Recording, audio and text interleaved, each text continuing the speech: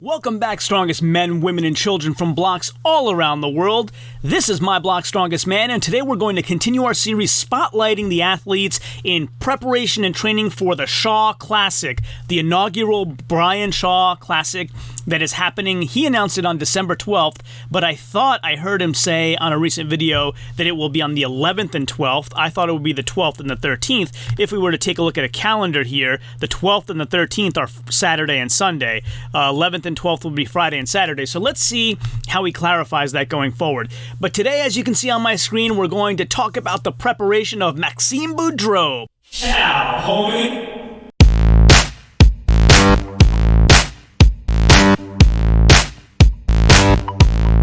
Welcome to My Block Strongest Man, where we bring attention to the world of strongman and show you how you can mimic those activities using everyday objects all around your own property. If you haven't done so yet, consider subscribing and remember to hit that bell button for all notifications so you'll know whenever I provide all the valuable content every Monday, Wednesday, Friday, and Saturday. So without further ado, on to today's topic. And I'm really excited to see how he's preparing for the Shaw Classic. I've noticed two posts in recent days, and on my Luke Stoltman video, I was a little surprised at how much time went by until we saw an update, but I guess it's a combination of things. One, it's none of our business, right? They're free to train in private and not show us everything they do. And number two, you need some time to recover from World's Strongest Man. They haven't most likely been training every day since. They've had to recover and sort of build their bodies back up from the torture of having to go through that event.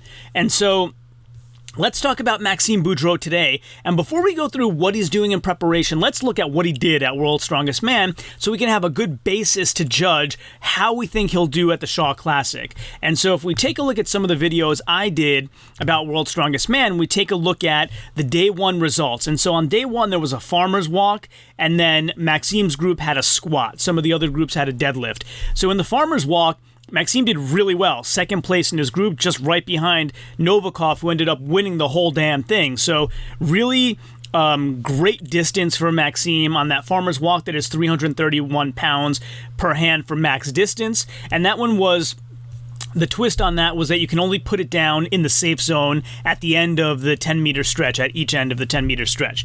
So Maxime did really well there.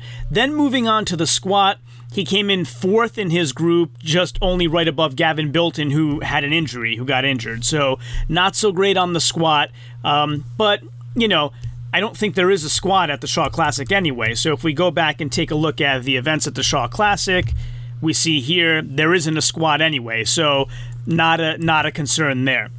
And just to compare him to how he did just in overall leg strength to other people that were doing squats, in group 4, for example, he still would have been fourth place, right? So I think quite a few people did better than him in the squat. Then, if we move on to day 2, where I made this other video that talked about the finalists revealed, meaning it's the end of day 2 of the qualifiers, we can see how he did there. And here we had a loading medley. And so the loading medley, again, second in his group, right behind Tom Stoltman, who ended up coming in second place overall on the podium. So really great on the loading medley as well for Maxime. And then on the dumbbell clean and press comes in second to last in his group. So it seems like, those speed events, the farmers and farmers is speed and grip, right? Let's get it right. Farmers and loading, he did really well. And then on the dumbbell clean and press and on the squat, not so well. So that's kind of where we ended up. And then, of course, if we have a look again at that second day, what happened points-wise is he ended up in third place in his group. So if we take a look at group 3, he ends up in, that's the end of day 1 points. And then if we move ahead, you can see the end of day 2 points. He had 13 points behind Stoltman and Novikov. And then, of course, there's a stone off, and nobody's going to beat Tom Stoltman in a stone off. And that's the reason why I didn't make the final. So one clarification we should make here that I haven't made in the previous Spotlight videos is World's Strongest Man had 2 qualifier days and then the finals. The Shaw Classic, as far as I understand it, I haven't heard anything to the contrary. There's no qualifiers. There's just the 6 events that everybody's doing. So you don't have to, quote unquote, win your group to make it to the finals to then compete in a separate set of events. It's 2 days altogether, and it's just those 6 events. So it's how good are you compared to the other 9 guys in these 6 events? No kind of like having to qualify or having to do an extra stone off event to qualify. None of that is happening here, as far as I'm aware anyway. I haven't heard anything to the contrary, and Brian Shaw's given quite a few updates. So that's how Maxime did in World's Strongest Man. So what's he been doing to prepare? Well, let's go back.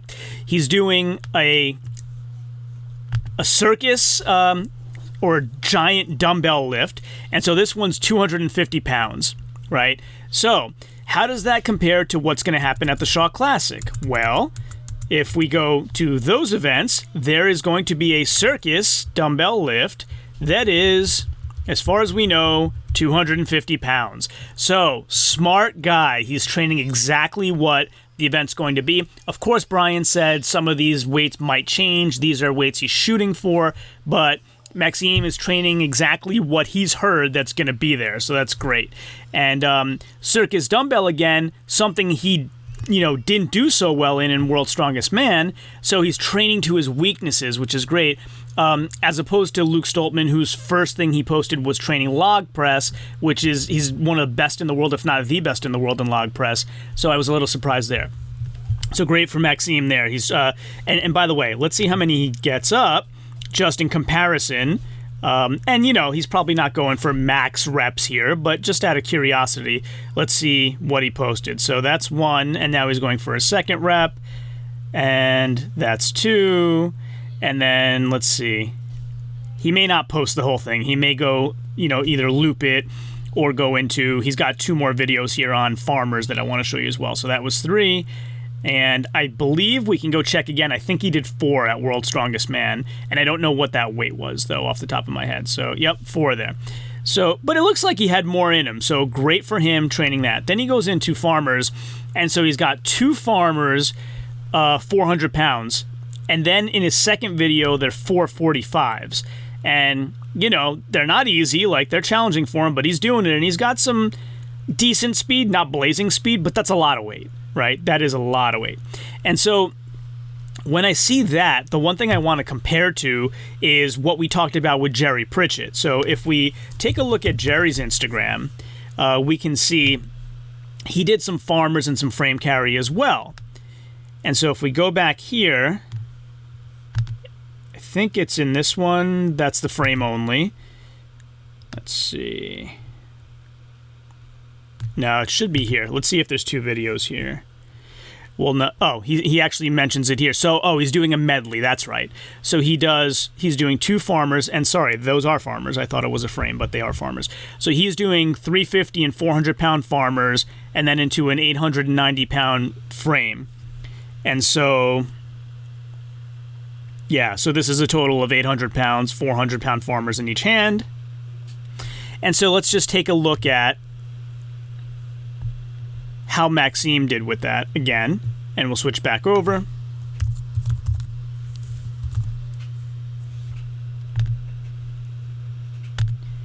And so again, his farmer, let's do his 450 farmer, which was,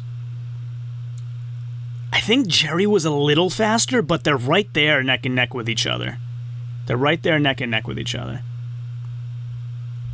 And it's also difficult to tell the distance they're traveling. It seems like more or less the same distance, in terms of how long is their grip holding up, right? So, what's interesting? Let's take a look at this. Let's count the steps. Maybe that'll give us an idea, right? So 1, 2, 3, 4, 5, 6, 7, 8, 9, 10, 11, 12, 13, 14, 15, 16, 17, 18, 19 steps. And then let's see what Jerry did with a 400 pound farmers. And so let's have a look at what Jerry did in that particular farmers. So he starts off with 350 farmers, and then you'll see him come back with the 400s. Again, maybe an unfair comparison because Jerry's tiring himself out with a lap on 350s already, whereas Maxime seems like he did 2 sets, but we don't know how long he waited in between for recovery. So Jerry's going to pick up the 400 pound farmers, and let's see. He goes 1, 2, 3, 4, 5, 6, 7, 8, 9, 10, 11, 12, 13, 14, 15, 16, 17, 18. Around the same. So Maxime looked like he had like a half a step or a step more than Jerry did. But again, like Jerry's doing this as a medley with a frame carry, and another farmer. So I think I got to give the edge still to Jerry for being that close to what Maxime did after already doing a length with a 350-pound farmers in each hand. Okay, so back to what else is Maxime doing besides that? And so he posted this video as well. And so here he's doing log press. Again, like really specific to what he knows will happen, right? Is he saying 410 and 430? Really? That's a 410? He's manhandling that 410. Wow. Okay, so let's see. And so he's saying this is a 430?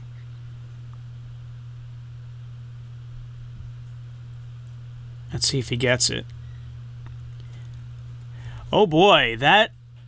So usually I end these videos with telling you if this changes my prediction or not, and I think it does. Luke Stoltman failed on a 440, which I get it is 10 pounds more than 430, but Maxime is struggling very little. Here you go. Yeah, like once he had his balance, he struggled very little. 430 is a lot of weight for a log. I might have to change my prediction and say that I may not say Maxime's going to beat Luke Stoltman in the log, but I'm going to really raise him to be right up there with him. And I think I might have even had some folks in comments on my previous videos telling me to look out for Maxime's log press, and now I know why. Holy cannoli. Yeah, even like Gabe Pena is like, damn, he's and he's a giant of the sport, kind of being wowed by this. All right, so over to the predictions. This was interesting. I didn't watch that before I started this video, so this was really interesting. So here's my predictions. And so I had Maxime coming in with 4 points in the log press previously, and I think we're gonna have to change that. So, okay, 4 points would place him in 7th place. No, I can't do that. So, all right, so I have Jerry winning the log press, and then I have Luke second. I'll keep that. I'm going to say he has too much heritage in the log and experience and of doing so well. I can't knock him down lower than that. But I think I'm going to say Maxime's going to get it over Alexi. I'm going to have to. I mean, that was hella impressive. Okay, so that would move Alexi down to 7 points, Kevin Ferris down to 6, Oberst down to 5, Brian Shaw down to 4, and then Adam Bishop remains 3, Caron 2, Terry Hollins 1. All right then. Interesting. And so that hasn't brought Maxime enough to be in the next placing, huh? That's interesting. Okay, Super Yoke, we haven't seen him do. Farmers, we have seen him do. And I had him kind of middle of the pack, 5 points. So who do I have above him? I had Novikov first in the Farmers. Then Kevin Ferris, I have to stick with those. Jerry third. I'll have to stick with that as well. Terry Hollins fourth. That's where I start to think we can move Maxime up a bit. Let's see. I'll say... That's a tough one. Let's leave Terry, then JF, and then Maxime. Let's move. I'm going to move Maxime up to 7 points here. Leave JF at 6 and Terry Hollins at 5. Okay. And then we haven't seen him deadlift. We have seen him do circus. And again, I had him pretty low here, and he seems to be... He's doing well, but he's not doing as many reps as I think it's going to take. So who do I have above him? I have Brian Shaw. He's definitely going to win this event. Alexi, I think, is right for number 2. Jerry's right for 3rd. Kevin Ferris. Then we have Luke Stoltman. I haven't seen him do a dumbbell. I'm going to say Maxime 6. Luke 5. Obi 4. All right, and then I can't change any of the other events because we haven't seen him do them. So, if we were to now take these... all these standings and resort them. Use our Magic Excel sorter.